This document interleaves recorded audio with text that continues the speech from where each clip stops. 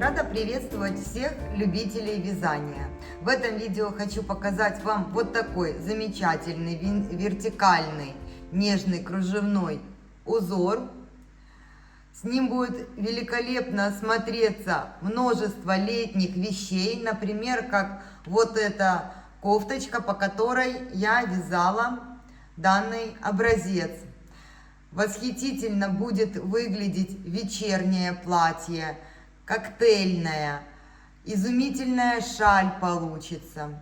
Если хотите, чтобы менее дырявчатый был узор, можно взять спицы чуть потоньше. Данный образец я вязала из хлопковой ткани с добавлением кашемира. Здесь 400 метров в 100 граммах, но спицы я брала номер 3,5. Максимальный размер спиц, который рекомендует производитель для этой пряжи, номер 3. Но мне захотелось вот именно такого эффекта кружева. Но это выбор каждого. Вот так выглядит этот узор, если вязать его снизу вверх.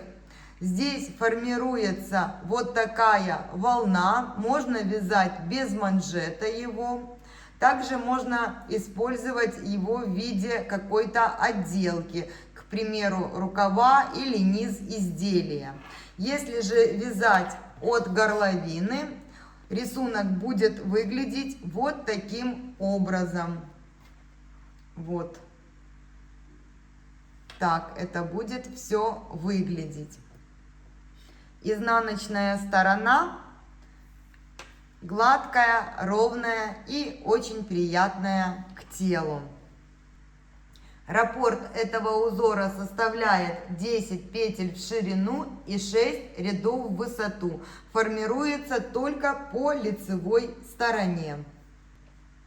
Для провязывания образца вместе с вами я набрала 23 петли, так как буду провязывать два раппорта узора, чтобы показать нюансы начала и конца, в начале и в конце ряда при поворотном вязании. При вязании по кругу вязать можно по этой же схеме, только четные круги вы провязываете лицевыми петлями. И количество петель набираете кратное 10. Петли симметрии и кромочные вам будут не нужны. Итак, давайте начнем. Первый ряд. Кромочная. Я ее просто переснимаю. 1 лицевая, накид, 3 лицевые, 2, 3. Для легкости и небрежности я провязываю 3 вместе одной петлей с наклоном влево. Если же вы хотите более строгий вариант, то можно их провязывать с центральной второй петелькой. Так тоже будет красиво и интересно. Но это нужно смотреть по пряже и, естественно, по вкусу мастера. Я провязываю дальше 3 вместе лицевой вот таким способом, не скрещенные петли. Далее идет 3 лицевые петли, накид.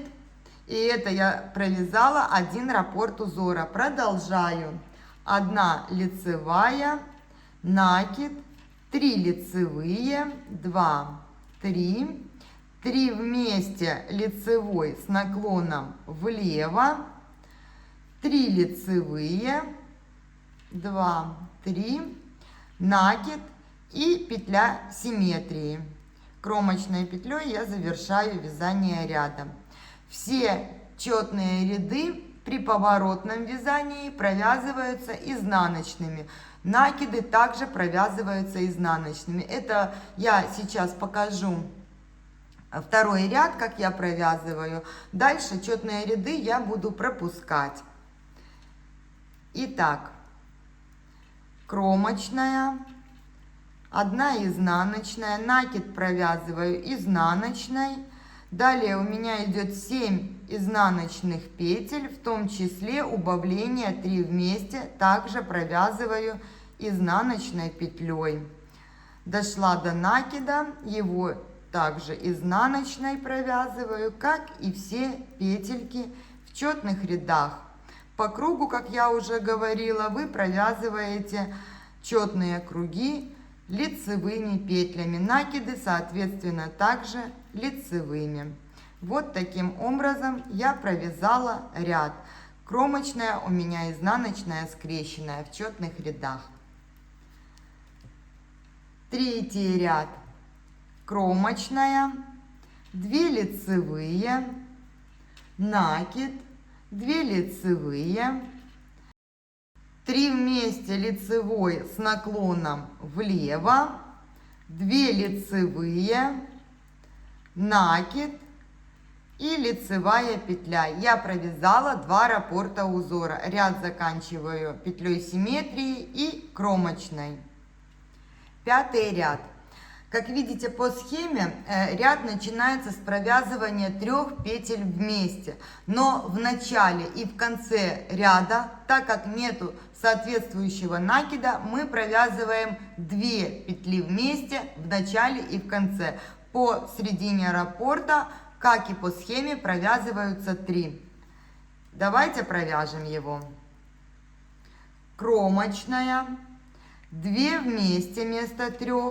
Провязываю с наклоном влево, накид, 1 лицевая, накид, 1 лицевая, 3 вместе лицевой с наклоном влево, 1 лицевая, накид, 1 лицевая, накид, 3 вместе лицевой с наклоном влево.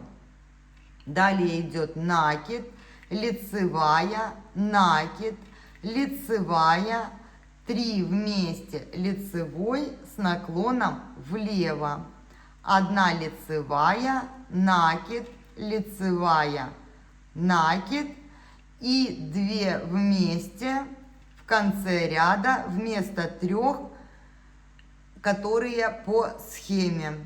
Я заканчиваю ряд и кромочная петля. Вот так, настолько просто вяжется этот узор. И вот так формируются вот эти треугольнички и маленькие ромбики. Вот они. Надеюсь, узор вам понравится. Он настолько прост, что просто стоит его попробовать. Всем легких петелек и удачных изделий. До встречи на канале.